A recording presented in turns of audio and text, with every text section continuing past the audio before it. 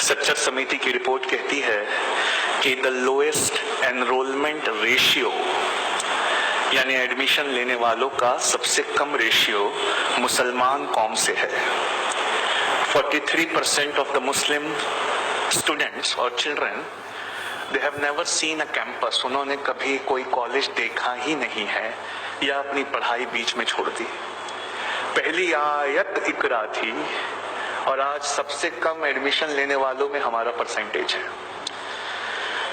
अल्लाह रब्बुल इज्जत ने कुरान में एक आयत फरमाई, वहां कहा कि ए महबूब फरमा दीजिए, क्या वो लोग बराबर हो सकते हैं जो जानते हैं और जो नहीं जानते?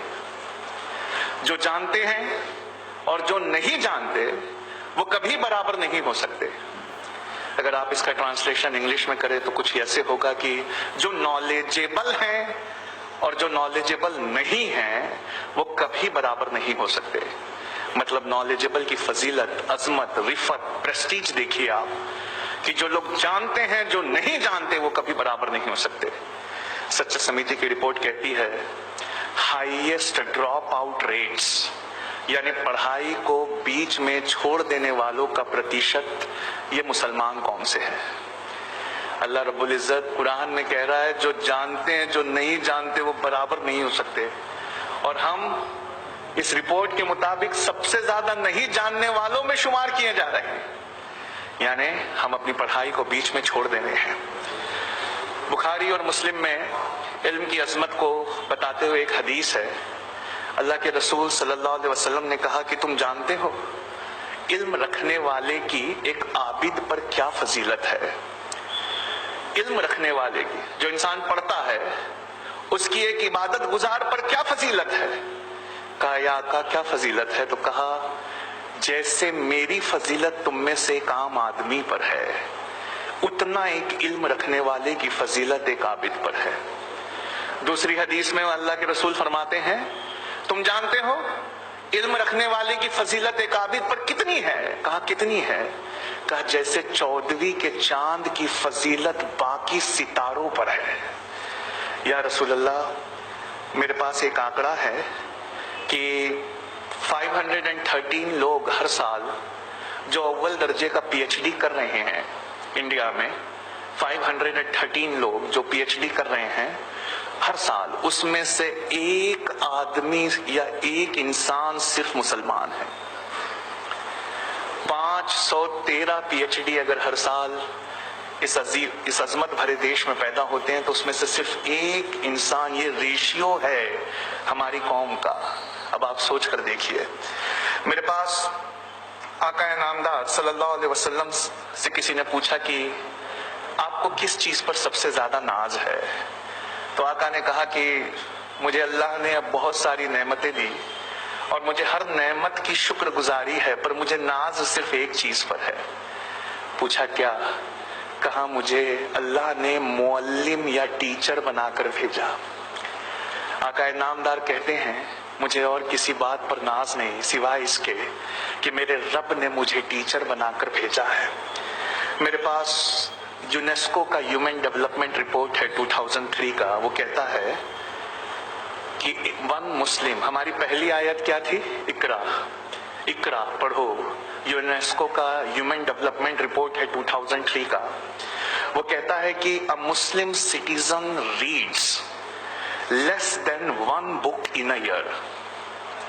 वो अपने पूरे साल में एक किताब से कम पढ़ता है।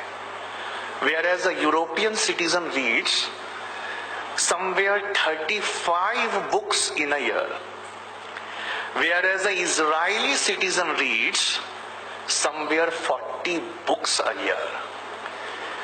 एक इजरायली यहूदी सिटीजन वो 40 किताबें साल में पढ़ता है, एक यूरोपियन वो 35 किताबें साल में पढ़ता है, और जिस कौम की पहली आयत इकरा थी पढ़ो, उसके बारे में दिया है कि वो सिर्फ एक किताब या उससे कम ये मुसलमानों के पढ़ने का एवरेज है। या रसूल अल्लाह सल्लल्लाहु अलैहि वसल्लम रोजे महशर हम अपने रब को या आपको क्या चेहरा दिखाएंगे? आका से किसी ने पूछा पढ़ने की उम्र क्या है? What is the age of education, पढ़ने की उम्र क्या है? तो नबी पाक फरमाते हैं पढ़ने की उम्र है माँ की गोद से कब्र के आगोश तक। पढ़ना शुरू करो अपनी माँ की गोद से और पढ़ते रहो कब्र के आगोश तक। मेरे पास कल्चरल डेवलपमेंट रिपोर्ट है 2011 की, अरब थॉट फाउंडेशन ने इसे पब्लिश किया है। जब ये कल्चरल डेवलपमेंट रिपोर्ट 2011 में से कल मैं फ्लाइट में नोट्स निकाल रहा था तो मैं इतना शर्मिंदा हुआ, मुझे ऐसा लगा कि या अल्लाह पाक मैं ये क्या कर रहा हूँ। अरब थॉट फाउंडेशन कहता है, पहले नबी पाक से पूछा कि पढ़ने की उम्र क्या, तो कहा माँ की गोद से कब्र के आगोश तक।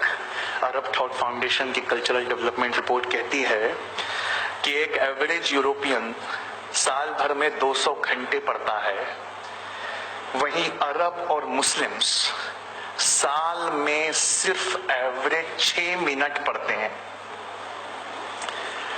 एक यूरोपियन सिटीजन वो साल में 200 घंटे पढ़ता है, वहीं Arab and Muslims as a whole they read at a rate of 6 minutes per annum. लगभग इस आंकड़े में एक जवाब छुपा हुआ है कि आज हम पर जो जवाल आया हुआ है वो किस वजह से है। हमारे आलिम ये बात अक्सर और बेशतर कहा करते हैं कि हमने अपनी कुरान को छोड़ दिया। मुझे लगता है कि हमने पहली आयत को ही छोड़ दिया। मैं आजम कैंपस की बात नहीं कर रहा, यहाँ की एनर्जी को देखकर मैं खुद बहुत ज्यादा इम्प्रेस्ड हूँ। मैं आपकी बात नहीं कर रहा। अल्हम्दुलिल्लाह, this is one of the best educational institutes. मैं उनकी बात कर रहा हूँ जो इस कैंपस से बाहर है। दे read at the rate of 6 minutes per annum. अब आप सोच कर देखिए वो क्या होगा। सुलेमान अलैहिस्सलाम ने अल्लाह रब्बुल इज्जत से एक दुआ की, कहा परवरदिगार मुझे एक ऐसी बादशाहत दे जो तूने किसी को ना दी हो। सुलेमान अलैहिस्सलाम ने ये दुआ की, अल्लाह रब्बुल इज्जत मुझे ऐसी बादशाहत, ऐसी शहनशाहत दे कि तूने जो किसी को ना दी हो। अल्लाह रब्बुल इज्जत ने जिब्राइल अमीन के हाथ से उनके लिए एक इम्तिहान भेजा। जिब्राइल अमीन ने उनके सामने 3 चीजें लाकर रख दी और सुलेमान अलैहिस्सलाम से कहा कि इसमें से एक ऐसी है जो अल्लाह ने सिर्फ आपके लिए चुनी हुई है। मैं आपके सामने तीनों रखता हूं। अल्लाह ने कहा आप जो चुन लेंगे वो आपकी हो जाएगी। तो उन्होंने पहली चीज रखी शोहरत, दूसरी चीज रखी दौलत और तीसरी चीज इल्म रखा। जब जिब्राइल अमीन ने इल्म रखा सुलेमान अलैहिस्सलाम के सामने तो सुलेमान अलैहिस्सलाम मुस्कुरा दिए, कहा परवरदिगार मुझे माफ कर दे, मेरी दुआ गलत थी, मुझे अब बादशाहत नहीं सिर्फ इल्म चाहिए। जब सुलेमान अलैहिस्सलाम ने इल्म लिया, एजुकेशन ले ली, नॉलेज ले लिया, तो जिब्राइल अमीन ने दौलत और शोहरत से कहा कि चलो वापस चलो, तुम्हें सुलेमान ने ठुकरा दिया है। तो दौलत और शोहरत वहां कह पड़ी हम कहीं नहीं जा सकते।